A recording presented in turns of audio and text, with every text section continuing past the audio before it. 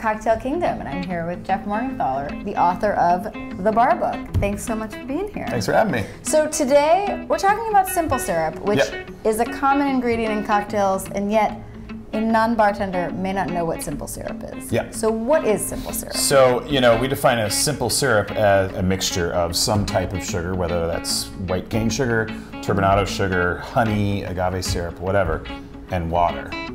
And what is the point of using simple syrups as opposed to just putting in sugar and mixing it? Well, it's just like, we always say it's like drinking iced tea, right? When you add just straight sugar packet to your iced tea, it just sits at the bottom, it doesn't dissolve. Right. So using a simple syrup is a way to get it to incorporate better into the cocktail. And so for a lot of people who say, all right, that's too fancy for me, is making a simple syrup very easy? It is not called difficult syrup.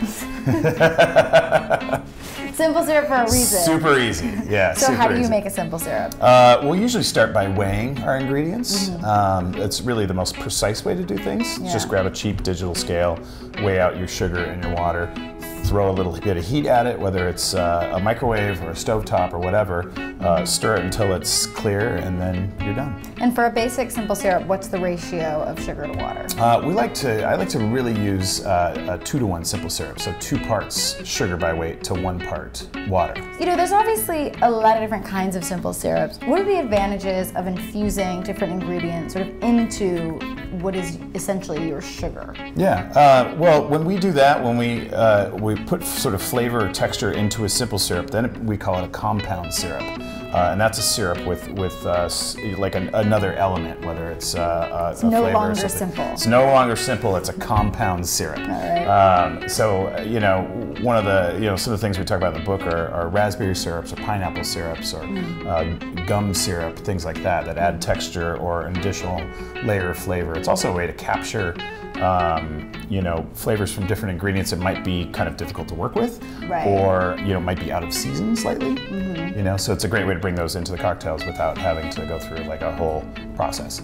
Right, and is the advantage sometimes, okay, you want to have pineapple, but you don't want chunks of pineapple, or you want to add herbs, but you don't want to get like mint in your mouth. Exactly, yeah. I mean, one of the examples that I use is like making a mint syrup. You'll want to.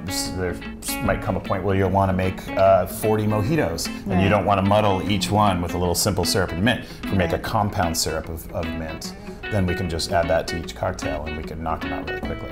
And what things should you not make a syrup with? Like, what items go into cocktails and you shouldn't bother adding into your simple syrup? Going crazy on your simple syrup. Things that taste bad, I guess. I don't know. I think there are too many limits to things that, I will say that some fruits probably lend themselves better to like a puree than a syrup. Right. A banana would be a great example of that. Making a banana syrup is probably going to take getting the juice out of a banana. Yeah, it's hard to juice a banana, right?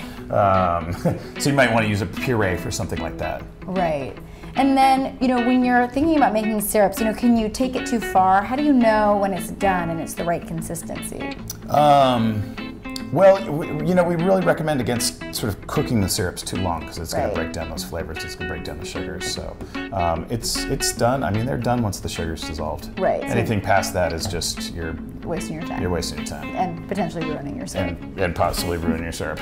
So we're going to make a cocktail today with a compound syrup. We're going to make a compound syrup. And so what cocktail are we making? We're going to make a Clover Club with raspberry syrup. Great. Yeah. So I'm going to start with 1.5 ounces of a nice citrus-forward gin. I'm going to add 3/4 ounce of lemon juice. Super easy.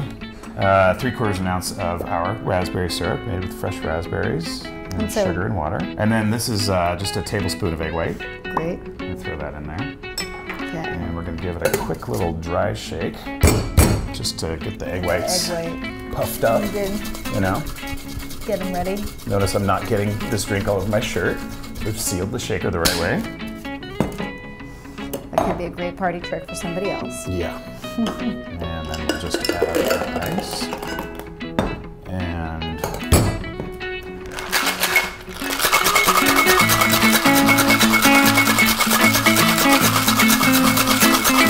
look at that. Beautiful. Not bad, huh?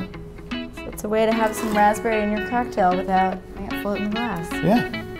thank you so much for teaching us about syrups and making this delicious Clover Club. Really appreciate it. Thank you.